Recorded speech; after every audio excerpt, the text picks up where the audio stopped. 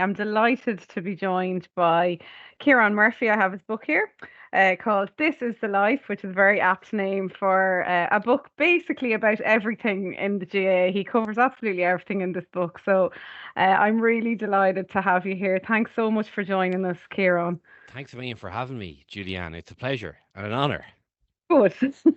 Well, we've had a huge reaction to this book, more so than for many actually. And I think I was trying because I read it before Christmas and I went back through it today just to kind of to remind myself of, the highlights for some questions. And I think it's just because it resonates with everybody. Like there's often a book about a star or a famous match, but maybe we can relate in some way because we've watched it or we've seen them play. But this is basically all of our lives in Mm. one book. So I think that's why it's resonated with our members so much, Kieran.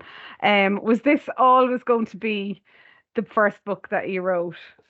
Yeah, well, funny, right? That's nearly the review I've enjoyed the most. When people come up to me and say, God, I read 30 pages of this and you described four things that happened to me in the last month, of my involvement in the GA. And I think that that's like, that was the target market. They were the people I was writing for. Um, because that's the life I've led, for better or worse. I grew up in a kind of a GA mad family in a GA mad part of the world in Northeast Galway, and so there was, you can kind of say a million things about the book that you wanted to write or the first book that you thought you would write, but in many ways, I was completely hamstrung by my own circumstances. This was the only book that I could write because it was the family I grew up in Yeah. and the town and the village that I grew up in, the school that I went to, the friends that I've made. In every way, you kind of. And I think it's true of every author, but you throw absolutely everything at the first book, and that's what I did with this in a lot of ways. But um, even just trying to catalog it, chronicle it in your own head, just how important the GA has been to me in my life.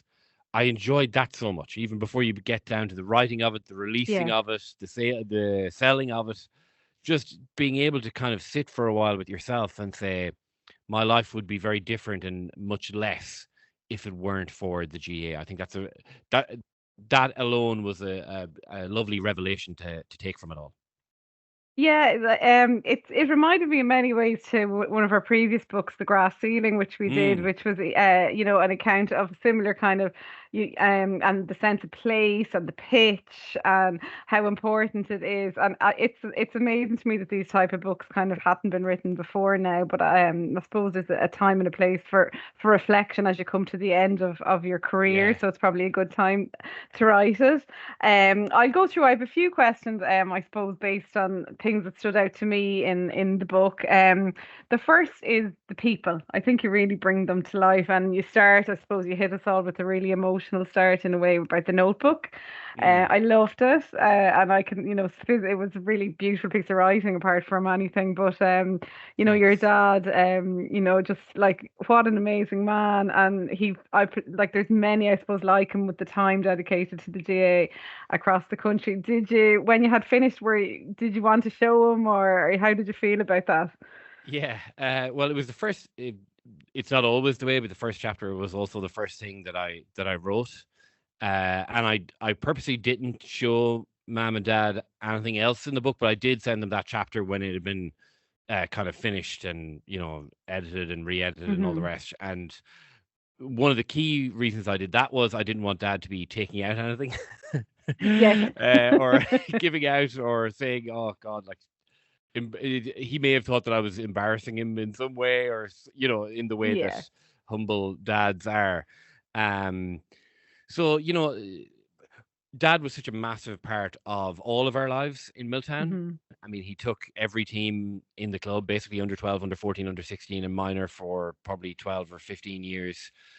So he is a figure in a lot of people's lives. And so I was kind of anxious to try and write it, not just from the point of view of him being my dad, but his place in the community and how people have reacted to him. And it was, it's been really gratifying over the last number of years. His dad gets a little older. He has Parkinson's. He's kind of battling away with that. So many people feel, I don't know, freer in coming up to me and saying, he was just been a brilliant influence in my life over and above football. It usually happens at weddings, maybe after the dinner, maybe a couple of hours after the dinner, if you know what Yeah. I'm saying. But At Christmas when you're yeah, home, that kind of thing. Yeah. yeah. But that is genuinely a lovely thing to hear. Um, and one of the things that I think Dad would have been most eager for the point that Dad would have been most eager for me to make is that point that you've made, that there are people like him in every club or in tons and tons of clubs. And so what he did was kind of mad and crazy looking back through the lens of, I'm older now than he was when Mad. he started all this. Yeah. So I look at it through the kind of the prism of my own life and go, God, where did he get the time and where did he Yeah. get the Where did energy and he all the get the rest? time? Yeah. But so many clubs have figures exactly like Dad. And so I said it to him, I think the night of the launch, that his life in the GA isn't exceptional. As a father, he's exceptional and he has been exceptional, but his life in the GA isn't exceptional. Like, in many ways, it's built on people like him. That idea that the volunteer aspect of it, the joy that you get from winning a few games, or just seeing a kid get better at a Yeah. skill over the course of 3 or 4 years, that was all the credit he wanted. He doesn't want credit. He certainly didn't want his fool youngest son writing a book about him, for sure. But Yeah. Yeah. but at the same time, it does, I think, and it speaks to something universal, and that is kind of the point of the whole book, really. That sure, it's about my life in the GA, but it has to be related to everyone's kind of experience of the GA. So I think there are a lot of Tony Murphys out there. I'm blessed that I'm the son of one of them. But for so many clubs, they do rely on people like Dad, and maybe that's a story that isn't often told in GA books, and it's kind of nice to have been able It's to have written it for my dad. Sorry, my screen went off there. I only heard the end of that. I don't know what's going on. Yeah, Yeah, you're no, and grand. I think it's to even, I suppose, everyone else, even though you're writing about your dad, we can all maybe see our own dads, our uncles, our moms, or in it. So I just loved it, and it just captured. I love the minibus. I can actually see that happening, and it's. I suppose you hope those days aren't gone as things Mm, become different, and as you cover a lot of in the book. I made a list of kind of all the things you do cover and kind of the controversial things and things within the media, like payments to players and managers, TV rights, yeah, integration, the rural versus urban, moving club, club versus county, violence, what you do at the end of the career, looking after players. So like you do, I suppose they're nearly a series of essays in the book, and you cover all of that. But I think to start on such a personal thing with your dad was amazing, and it draws you right in. So I really enjoyed it, and I think that really resonates with readers. So I hope he was, even if he didn't probably tell you, I'm sure he was secretly proud of that. he It's told a me as great well. piece. To be fair, he's not. He's embarrassed about it, but It's delighted with it at the brilliant. same time. If you know what I mean? Yeah, yeah. And the other person, I suppose, who obviously was a huge influence, apart from your mom, who kept the whole show on the road, was your uncle, who I didn't Mm, realize was your uncle. And I found that I studied journalism myself, so I found that piece very interesting about, how you really were working since you were 13 or 14, and mm. typing the transcribing over the phone for the Herald. I thought that was amazing, and what an opportunity. Did you always want a career in sports journalism, or was it kind of just it just happens that you were interested and it's ended up in a career?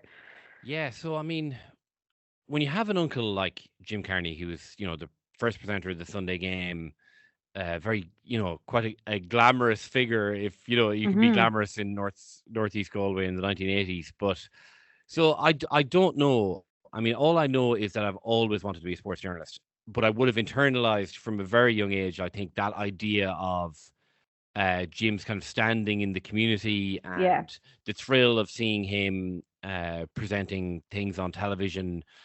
We had 6 channels, which is maybe 4 more than a other lot of people may people. have had. We had the Deflector in Ballyhonus doing things, I don't know, legal or illegal. I'm not even too sure anymore. But so we had the 4 English channels and RT1 and RT2. But there was a certain level of fame, I think, to RT presenters at that time, which will never be replicated. For many people, they had two channels.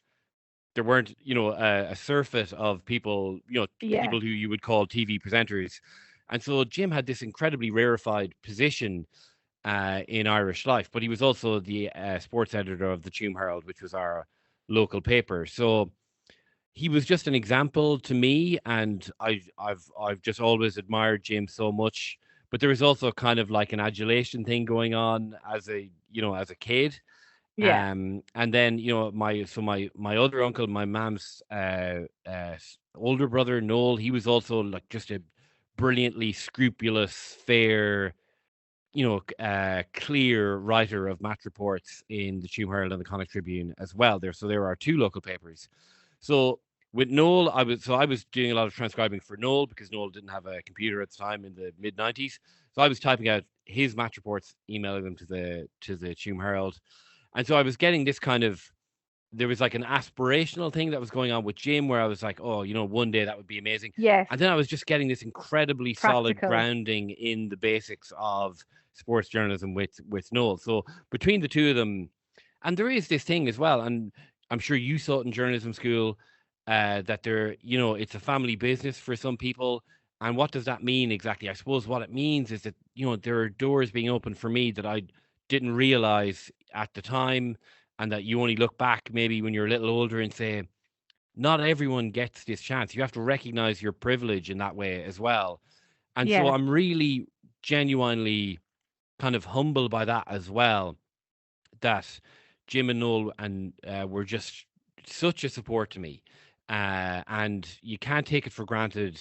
And you have to just say it was easier for me than it was for, I mean, doors get opened or doors get unlocked. You still have to push through them and all the Exactly. I rest. was going to say Absolutely. that equally you had to take your opportunity and be good at it, and Yeah, it yeah, yeah, isn't a like lifestyle. It's a tough job because you're kind of working when everybody else is, I suppose, either at a match or going out, yeah, or particularly GAA and the fixture times can be like very hectic. So yeah. it isn't for everybody. So No. yeah, I often feel like the poor GAA journalists do get a bit of a raw deal, and you don't get the glamorous venues that often either. Yeah, yeah. Everyone gets sent to the Olympics or the Euros, but we're happy Yeah, enough to keep the fires burning here at home. It's not the worst gig in the yeah. world either. Not, no, certainly not. So I'm going to move on to, I suppose, more of your, it's nearly like critiques, not critiques, but I suppose opinions on things. And I loved the piece about the county player playing against the club player, and we Mm, often talk about it in work because we have some kind of former club players for Dublin who've ended up yeah, marking Bernard Brogan in a junior hurling match or something. So yeah. it's very unique to the GAA, and I think you captured it perfectly. Is there any other sport in the whole world where that happens? That's exactly it. So look at the examples that you might come up with. Whether that's playing in a pro-am with a golfer or playing in a testimonial 11-a-side thing in Old Trafford or something. Like it just doesn't happen. It really No. doesn't happen. And it's one thing to be able to say, like I played a pro-am with as I write in the book, I played a pro-am with Darren Clark one time, 9 holes. And I mean, grand, like it was great. Darren has a reputation for being surly enough. He was absolutely a gentleman that day. It was lovely. It was all, but I mean, it's not like he doesn't care. Like he's doing it because he has to. There's an obligation that he's fulfilling, and Yes. that's the way the world works. Whereas I can remember, so I played a county final against Porrick Joyce, and Porrick Yes, Joyce for I me love is your in descriptions the shortest of short lists for the best footballers of the last 30 for years. sure. And he'd eat you alive. You Yeah. genuinely, he was just the most competitive animal you could ever wish, and he's still the most competitive person you could possibly wish to meet as a manager. But Hmm. as a player, like in 2007, Killearn beat Milltown in the Galway County final, and he beat us on his own effectively, and it was Yeah. just.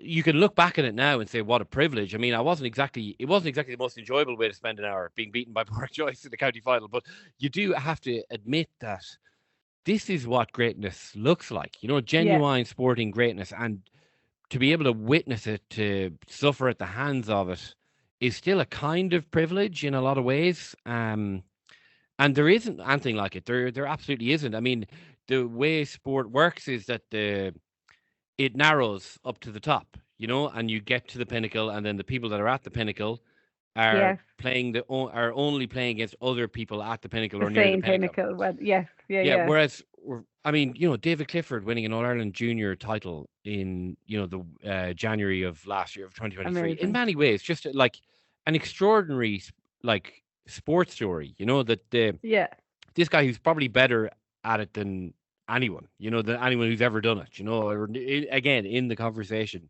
to be able to like legitimately be a junior player and say I'm playing in the same competition as David Clifford, and maybe I might, if you keep winning, maybe I'll end up in an All Ireland final against David Clifford. It's incredible, genuinely incredible, and you're right. No, it doesn't happen anywhere else. nowhere in the that world. Yeah, I no love matter that. where you are in that pyramid, you have a chance to play against the best in the business. But it's great then as a journalist to be able, that's a unique thing as well to have played, against those players. And I didn't realize like you were on the Galway panel, so you kind of underplay, I think, your own talents This in is the book a hilarious, little right? bit. Because quite a few people have said that to me. That you underplay. It's like no, none of the people who have said that to me have actually seen me play. So I'm like, I just want to put this on the record. Like I did as well as I possibly could with the talent or whatever that I had. So I played under 21 for Galway, and I played a year of Sigerson with DCU, Hmm. and that's obviously not nothing by any manner of means. It's absolutely like that's that's a career for a lot of people, and a lot of people would be very happy with it, and I'm very happy with it. But I'm also really clear headed about the guys who were playing. So that's 2003 that I played under 21 for Galway. Look at the footballers that Galway were playing, the forwards that Galway had at that time, or the forwards that Galway had throughout the next 6 or 7 years. Yeah, I mean, I know the standard. I played with and against the standard, and I yeah. know that I didn't reach it. So it is kind of a mad thing. Like a couple of people have kind of said that, that, oh, with a bit of, maybe if you dedicated yourself, it's like, No. let's Yeah. just stop. Let's just nip this one in the bud because, I don't know why I thought that. As you say, I haven't seen you playing, but it did maybe maybe I suppose as you say, you did play for, the Galway under yeah. 21s. That's huge, and maybe even that Well, see, achievement in itself yeah, is I think there is maybe, uh, you know, a, an idea out there that if you've played under 21, you're good enough to play senior, and that the difference then between playing under 21 and playing senior is one of attitude, not talent. yes, So if you look at guys who played minor but didn't play under 21, or guys who played under 21 but not senior, you look at what happened in the intervening years and you ascribe why they didn't move on to something else, rather than, well, if you, I mean, that's, there's a minor team, and then the following year there's six new minors that play. yeah, and they're all as good. Yes, yeah, And then, yeah. and so it's that pyramid. When it gets to the intercounty, then you separate the wheat from the chaff, like me. So no, like, my concern when writing that chapter, I mean, was that I would come across as overplaying it. So No, I, definitely not. I am very glad that people have kind of said you're being very modest. Maybe None you of the overcompensated slightly Exactly. then. No, none of the lads who I've played football with have Right, said well, that though. fair That's my enough. concern. My concern is that everyone thought, well, maybe he's been a bit generous there. If you've seen me play, and everyone who hasn't seen me play thinks I'm being harsh. But I yeah, thought so that, that was a big balance. Like yeah. that was the bit I was most worried about, because everyone knows the pub bore who kind of talks about, oh, I could have poor done great. me. Yeah, Yeah, yeah, yeah, yeah. So you yeah, kind of have to try and avoid that at all costs. So I yeah. hope Well, I you did. did. And actually, you mentioned it there about the minors coming on, and like every year there's new. And I think you covered that. It's particularly interesting with Temple Oaks Ink Street now that you. Mm, And I hadn't really thought about it because my own boy plays now, and I'm just assuming he will keep playing because obviously I'm yeah, from Tullamore, which you probably would stay longer, but he's Dublin now. So I thought that yeah. was interesting that after you're 17, there may not necessarily be a place for you to go compared to Milltown, which are, wanting you could be playing on five teams because they're stuck for numbers. Yeah, So that was really captured really well, and it's something I hadn't thought about before. Yeah, it was yeah. interesting. Funny on it was quite late on in the kind of the writing of the book, but I came up with this analogy of it's like the organ donation thing, basically. If this isn't too bloody a phrase, but if in Milton you have to actively opt out, you have to say Yes. I'm not playing football anymore, And tell everyone several Yeah, times. yeah, yeah. Yeah. Whereas with the bigger urban clubs, you kind of have to opt in. You know that like no one's going to be looking for you because players are Someone else everywhere. can You replace know, you. Yeah. like Temple. I'm actually involved with the minors as a coach this year in Temple Oaks Sing Street, and we're going to have maybe three teams. It might end up being two, but it'll certainly it'll be two. More than likely Yeah. three teams.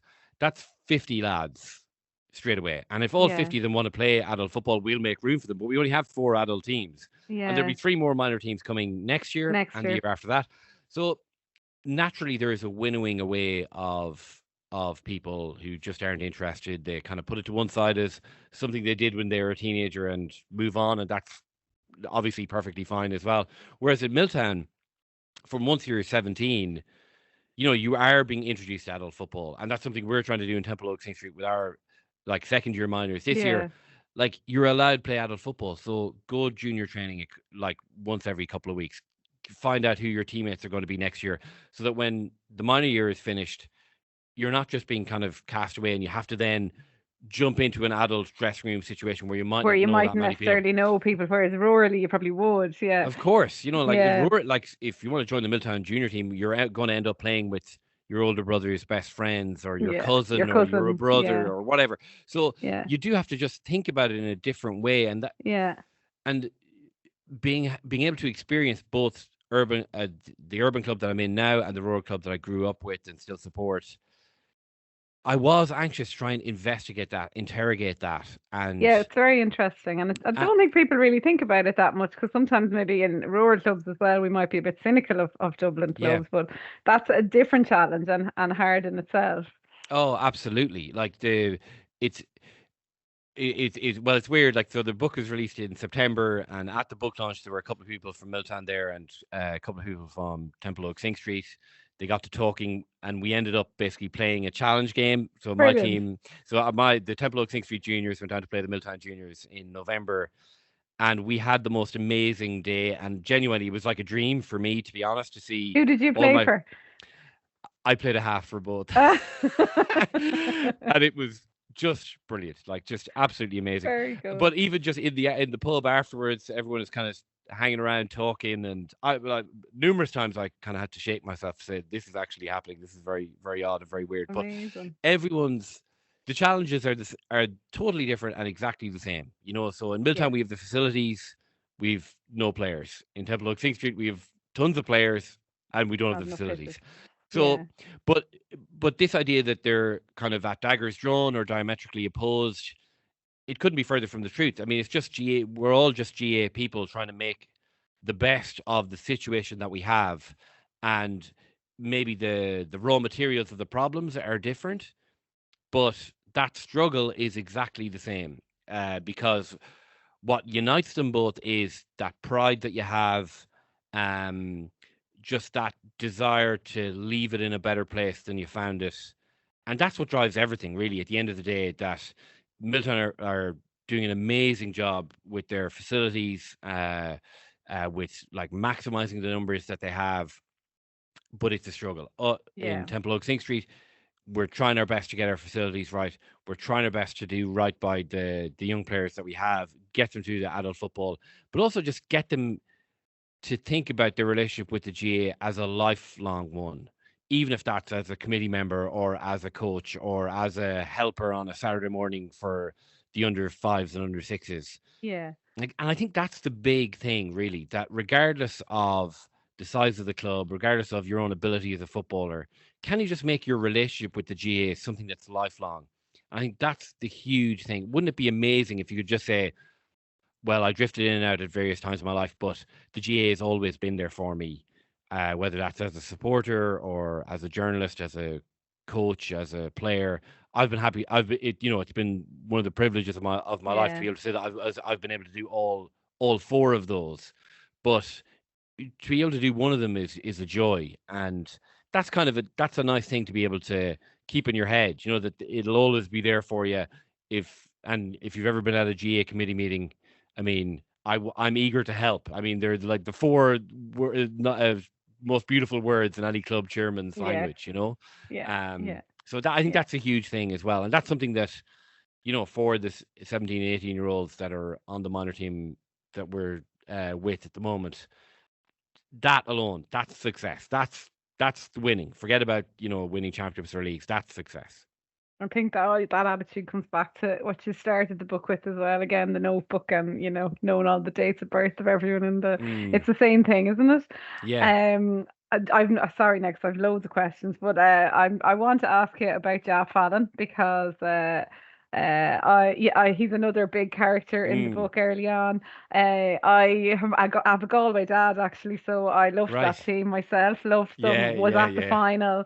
Remember the Year Till Sunday video. Loved Yeah. it. So I loved the descriptions of him and the post fan and all of that, and it just brought back some great memories. Did you enjoy writing that? I'd say it was fun memories looking It back. was. It was. And so I worked in his brother's clothes shop in Tuam. So two of Yeah, his brothers run a clothes shop in Tuam.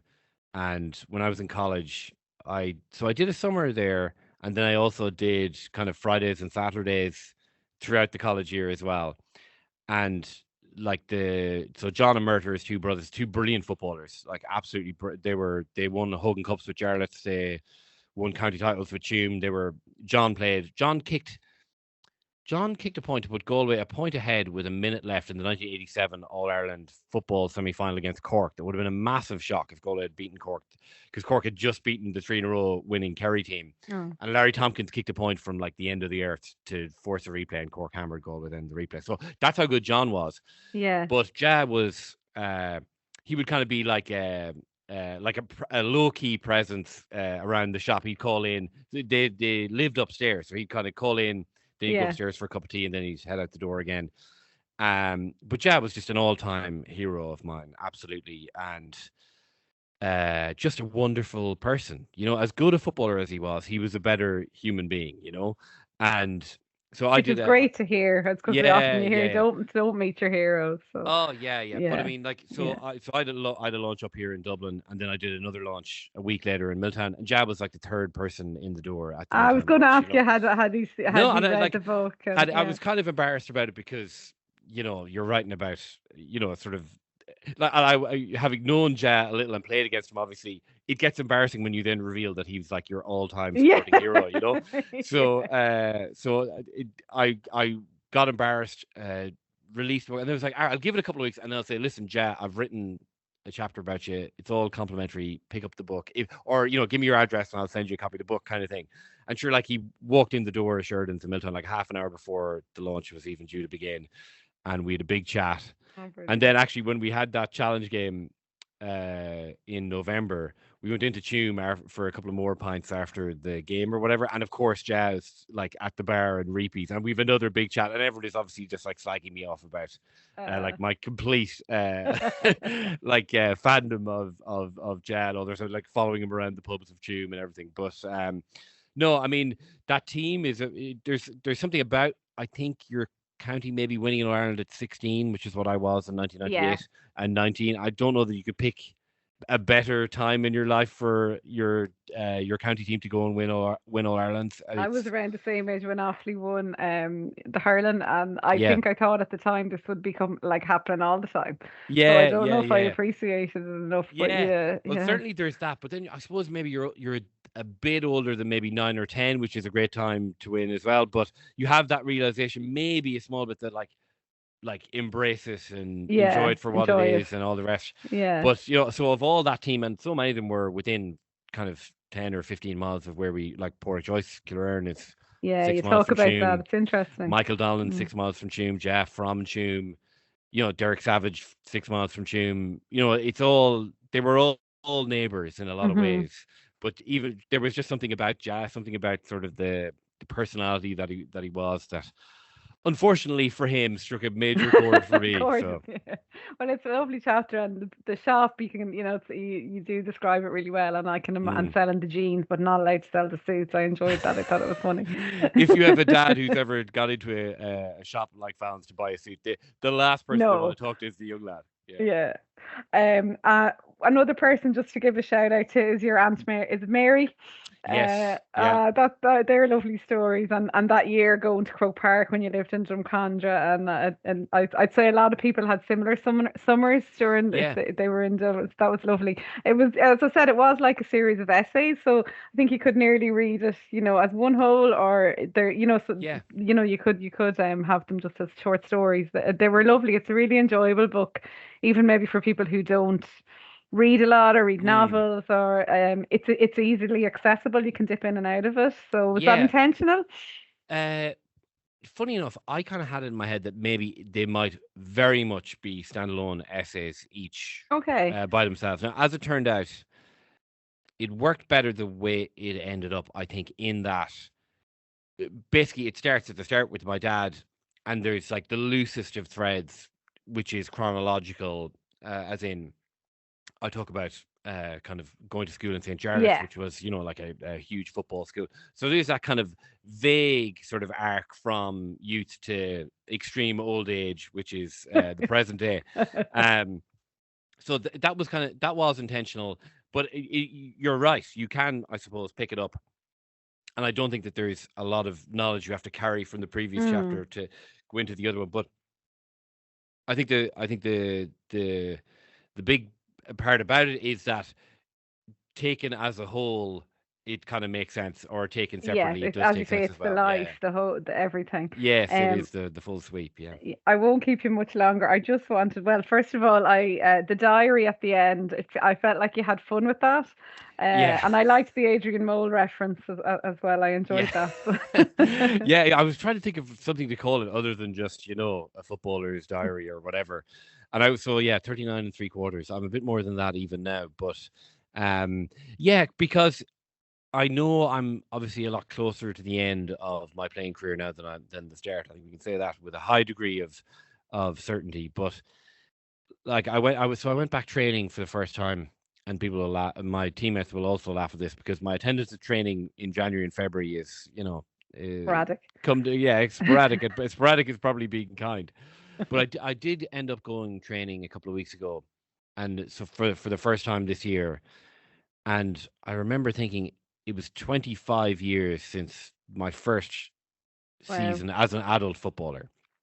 So to still be doing it a quarter of a century after you started doing it of anything, is something. So you your frame of reference is really odd. Like back then you're thinking, okay, what's next? What can I do next? How is this year going to go? What can I do now to get myself in position for next year, which is going to be a big year? Yeah. Whereas now it's genuinely, if I walk of my own volition to my car at the end of this, I'm in bonus territory. As long Yeah. as I don't have to be carried anywhere, I'm in Yeah. bonus territory. But you also kind of get hungry for that as well. You just get that, Keep going. it is so addictive in the most beautiful way, because I know that when you leave it, you're not going to replace it with anything. Other parts of your life maybe will grow, and they'll take up the time that you're giving to playing at the moment. But you don't, Yeah. just that simple. I mean, even like last Thursday, I was mad busy at work, and we were doing coming and going and sending emails. And I was sat in the car even at training, sending a couple of text messages, and I was like, God, do I need this? And then an hour and a half later, I'm literally the last person to leave, and You they're like, enjoyed it. Yeah. we're turning the lights off around you here, Murph. Could you just Yeah. please, like, Get out. leave, go home? You don't have to go home, but you can't stay here. Yeah. Um, and so you just really, I think, respect that now. You just respect the place that playing has in your life, how much you enjoy it, how much you get from it. And so I'm 42 in July. Obviously this isn't going to go on for too much longer, but at the same time, while you're enjoying it, I mean, if I stopped playing football tomorrow, I'd have to I'd have to do something else to keep myself from like ballooning to like 23 stone. You know what I mean? Like I'd have Yes. to like start cycling to work in lycra or something, so something awful like that. So so like Why if not I keep going? yeah, if I could find something else to replace it with, Well, maybe maybe I that's why would. you're stepping into coaching now as well. Yeah, It's kind of a exactly. little God, medium I don't term know. plan. We So had what? actually Yeah. Damien Lawler's book a while ago, When the World Stops Watching, on the book club, and Mm, it's very such a interesting that, and such you a talk brilliant about it book. in the book too. Yeah, Yeah. like it's a really interesting concept. And I remember Bernard Brogan or someone talking about being, leaving the WhatsApp group with the Dublin senior Yeah. footballers, and it was a huge moment for him. It's really, really interesting. I think rugby Yeah. maybe do it very well, that they look after players quite well. It's maybe something we're only learning in the GAA at the Yeah. moment, But I because it's do such a think. hole in your life. Yeah, but I actually quote Paul Flynn in the book. He talked when he was head of the GPA. He had a discussion with the NFL in America's Well, player welfare representative, the head of the NFL PA, and he said that leaving the NFL is like jumping off a cliff, whereas the GAA, if you leave the intercounty and you're able to play with your club for another you couple of can years, do that. it's actually an off ramp, so that Yeah, it's like you obviously throw yourself into the intercounty thing. It's an incredibly pressurized environment. The club isn't that, but you're still playing the game. You're still getting yeah, to express yourself. You're still getting that idea of committing with a group of people team, yeah. to a team. And so that's maybe an underrated part of the GA that we need to maybe pay a bit more respect to, Hmm. that the club actually can act as just this comfort blanket for county players, that they're going through a thing that is traumatic. There's no point in calling it anything else, but that the club can be a thing you can retreat to and feel, okay, it's not what I had, but it's actually something messier, maybe more complicated, but actually maybe more fun as well. Yeah, And that and less and pressure. yeah, and you can kind of fade out of it, that when it comes to 38 or 39, you're better at making that big call to say, right, okay, maybe I'm done here, or you can Yeah. continue to humiliate yourself like me at 42, so and I've played against a few of those lads as well who are still battling rage against the night of the life, which is a And beautiful I thing, love hearing about teams, particularly maybe rurally, where there's maybe a mum and a daughter or a dad and a son playing on the same team. It's amazing Yeah, and amazing, very unique amazing. to the GA as well. Yeah. And lastly now, because I know I told you we would be No, shorter you're than fine, this, you're fine. I there's some great humor in the book, and I think that's a vital part of the GA as well. Even when people are being critical, I think it's generally in good humor. Yeah. I loved the story about the row over the tracksuit. Yeah. And then when you reveal at the end that they're actually really good friends and play rugby together, I wasn't expecting that Yeah, at all. I thought that just was a great little story. but ridiculous, yeah, it just so much of it doesn't make any sense. So much of the whole thing, by any real metric shouldn't work, but Yeah, that's what the chaos of it is, where the humor is, where the enjoyment is. Uh and we should probably lean into that a bit yeah, more. I mean, so many conversations I have about the GA with like other GA nuts like myself, we're just always giving out. Like the default position of the GA person is to be giving out, probably, I think. mm, And then when I talk to the GA about people, and I have many friends who have no interest in the GA, like I keep coming back to the humor of it and the enjoyment that yeah. I have from it. I'm like, why don't I talk like this to the people who actually Yeah, it's have nearly like a experiences that they could? family. Like nobody else can give out about it. I Yeah, can give out about it. yeah, Yeah, yeah, exactly. And I think that, so much of the time that I've spent in the GA and the time that I will spend in the GA is spent laughing. hmm, Um, and we take it very seriously, and I take it far too seriously in a ton of different ways. And it probably affects me in ways that I shouldn't allow it to. And we can all probably say that. But it is at root fun, and yeah, money hasn't entered into the kind of the bloodstream of it to such an extent that people can say this is a business and mean it in a very literal sense. hmm, And just that idea that we're not actually here under threat of anything. You know what I mean? That at the end of the day, you can just say, "Listen, it's not for me for a couple of years, and I'll see you in a couple of years," and walk out the door. We can all do that, and so that's yeah, probably one of the key reasons that keeps bringing us back every year, is that you have that freedom. You don't feel like you're duty bound to do it, and therefore you end up doing it for the right reasons. And so, yeah, like. in ways I would have loved there to have been even more humor in it, but you end up talking about family and you end up talking about community, and even the writing of the book actually led me to understand just how privileged I am to come from someplace like Milltown.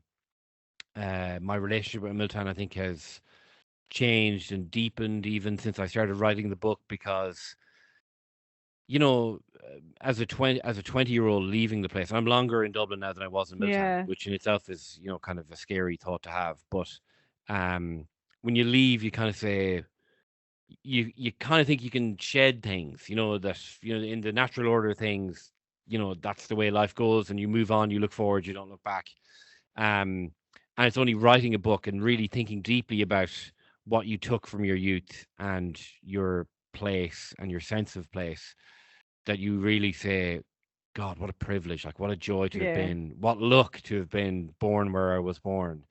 Um, so there's not a lot of humor in that because you care about it so damn much. Too You know what I much. mean? And I, yeah, I think the so humor did come across, and yeah, I also hope though so. Yeah. the love of place and Mm, which and community and all of that, which maybe we do take for granted, but it certainly came across. And the name, I suppose, "This Is the Life," then sums it all up. It is a life. It's and yeah. no other. So why not write about Yeah. it in such a brilliant book? So Yeah. thank you Yeah. so Yeah. much, Kieran. I Oh, really thank enjoyed you, that, and I'm sorry Ciarán. I for loved it going as on well. too No, long. not at all. Not at all. And the GAA Museum, I had such a brilliant day there a couple of years ago with my nephews from Athenry, Mad Hurlers, Ah, and brilliant. it's a joy. Like it's such a special place. It's a genuinely special place. So it's an honor to think that the book is on sale in Crow Park is like beyond my wildest dreams. So thanks a Well, million. you're more than welcome to come in anytime, Kieran. Thanks again, and we will talk to you soon. Thank you. Thanks very much.